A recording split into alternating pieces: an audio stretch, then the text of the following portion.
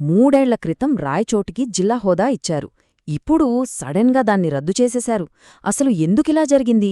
అన్నమయ్య జిల్లా రద్దు వెనుకున్న కథేంటి? రాయచోటిలో ఇప్పుడు జరుగుతున్న నిరసనల వెనుకున్న ఆవేదనేంటి? ఈరోజు ఈ విషయాలన్నిటినీ మనం వివరంగా పరిశీలిద్దాం. కరెక్ట్.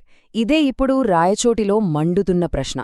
ఒక పట్టణానికి జిల్లా కేంద్రం అని చెప్పి కలెక్టరేట్ కట్టి అంతా సెట్ అయిందనుకుంటున్న టైంలో లేదు జిల్లా రద్దు అంటే ఎలా ఉంటుంది? ఆ ఆలోచనే అక్కడి ప్రజల ఆవేదనకు, ఆగ్రహానికి కారణం. సరే, అసలు కథలోకి వెళ్లే ముందు మనమొక ముఖ్యమైన విషయం గురించి మాట్లాడుకోవాలి. అసలొక ప్రాంతానికే జిల్లా కేంద్రమంటే అర్థమేంటి? అది కేవలం ఒక అడ్మినిస్ట్రేటివ్ యూనిట్ మాత్రమేనా? కానే కాదు. అది అంతకు మించి చాలా ఎక్కువ. అది అక్కడి ప్రజల మనోభావాలతో, వాళ్ల భవిష్యత్తుతో ముడిపడిన ఒక సెన్సిటివ్ ఇష్యూ అన్నమాట.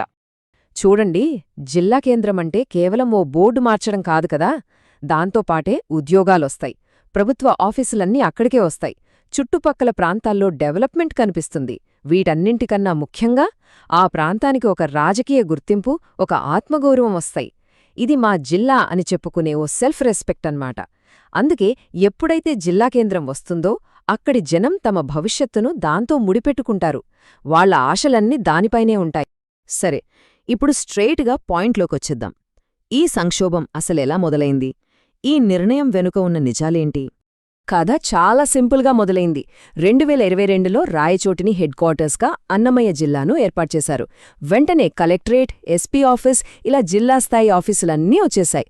3 ఏళ్లు గడిచిపోయాయి. మెల్లగా అభివృద్ధి పనులు కూడా మొదలయ్యాయి.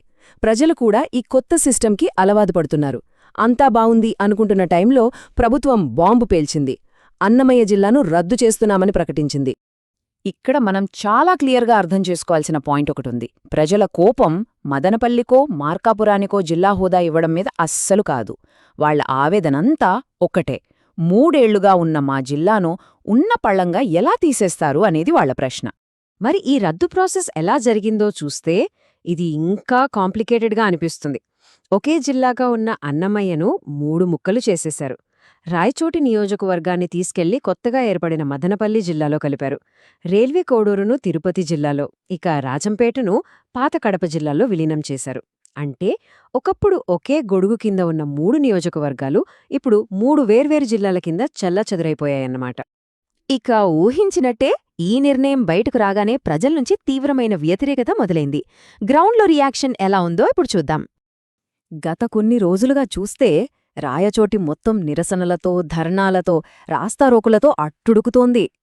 ఇక్కడ మనం గమనించాల్సిన విషయం ఏంటంటే, ఈ ఆందోళనల వెనుక ఏ ఒక్క రాజకీయ పార్టీ లేదు, ఏ కుల సంఘం లేదు. ఇది స్వచ్ఛంగా ప్రజల నుంచి వస్తున్న ఉద్యమం. వాళ్ళందరిదీ ఒకే ఒక్క డిమాండ్: మాకు మా జిల్లా కావాలి, అంతే. ఇది పూర్తిగా ప్రాంతీయ గౌరవానికి సంబంధించిన సమస్యగా మారిపోయింది. సహజంగా ఇలాంటి పెద్ద నిర్ణయాల వెనుక ప్రభుత్వానికొక వాదన ఉంటుంది, ప్రజలకు మరొక వాదన ఉంటుంది. ఇప్పుడు ఆ 2 వాదనలు ఏంటో ఒకసారి పరిశీలిద్దాం. సో ఇక్కడ 2 వాదనలు బలంగా వినిపిస్తున్నాయి. ప్రభుత్వం ఏమంటోందంటే, కేవలం 3 నియోజకవర్గాలతో జిల్లాను నడపడం కష్టం, టెక్నికల్గా, అడ్మినిస్ట్రేటివ్గా చాలా ఇబ్బందులొస్తాయి, ఫండ్స్ కేటాయించడం కూడా సమస్యే అని వాళ్ల లాజిక్. కాని ప్రజల వాదన వేరేలా ఉంది. వాళ్ళు సూటిగా అడుగుతున్న ప్రశ్నేంటంటే, సరే బానే ఉంది, మరి 2022లో మాకు జిల్లా ఇచ్చినప్పుడు ఈ లాజిక్లు గుర్తుకు రాలేదా? అప్పుడు మమ్మల్ని ఎవరూ అడగలేదు.